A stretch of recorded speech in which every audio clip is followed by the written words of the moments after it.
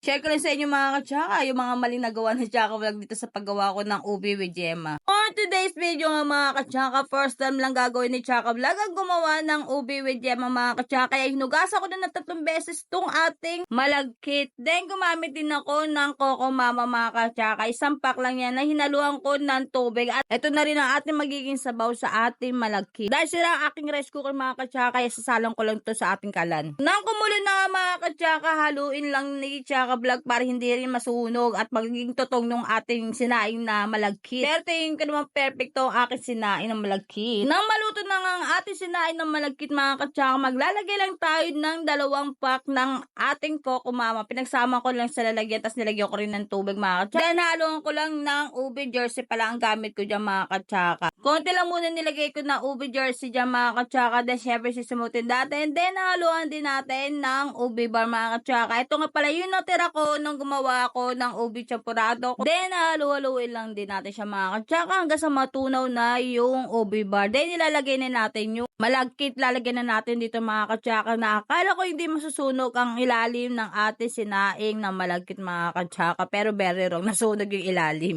Mas maganda ang mga katsaka kung gagamit tayo ng mga non-stick na tulad na ito mga katsaka. Very wrong nga ako dahil pala dito na talaga ako nagsaing, hindi na sa rice cooker. Kaya nasunog yung ilalim. Pero hindi rin siya nasaing mga katsaka. Kasi masarap naman yung sunog pag nilagyan ng gata. Then mga katsaka, ubusin ko na isang lata na ube jersey rito mga katsaka. 1 kilo nga pala itong malagkit na nabili ko mga katsaka. Sinama ko na nga rin dito yung isa pang natira na ube bar mga katsaka. Dahil nakukulangan nga ako sa kulay violet niya mga katsaka. Hindi na rin kasi ako naglagay na food color mga katsaka para maging violet siya. Hindi na ako naglagay nun. Then yung nahirapan na akong magalo mga katsaka dahil medyo mabigat siya. Tinawag ko yung pisang ko, pinahalo ko sa kanya. Habang hinalo naman niya mga katsaka, ito naman naayusin ko yung pagsasalinan ko ng ating ubi malagkit mga katsaka. Pasensya nyo na rin mga katsaka kung di maayos ang pagkalagay ko ng ating daon and saging na kinuha ko pa sa tapat ng bahay namin mga katsaka. Laking tipid din talaga mga katsaka kapag meron sa ng bahay ninyo, sa gilid ng bahay ninyo may mga tanim-tanim na hindi na kayo kailangan bumili. Then ilalagay lang natin dito ng ganyan mga katsaka, hindi lang natin kailangan punuin mga katsaka dahil lalagyan pa natin ng topping sa ibabaw yung yem na gagawin ko pa lang. At nang may saling ko na isa-isa dito sa atin lalagay mga katsaka, then gagawa naman ako ng ating toppings na yema dito sa ibabaw.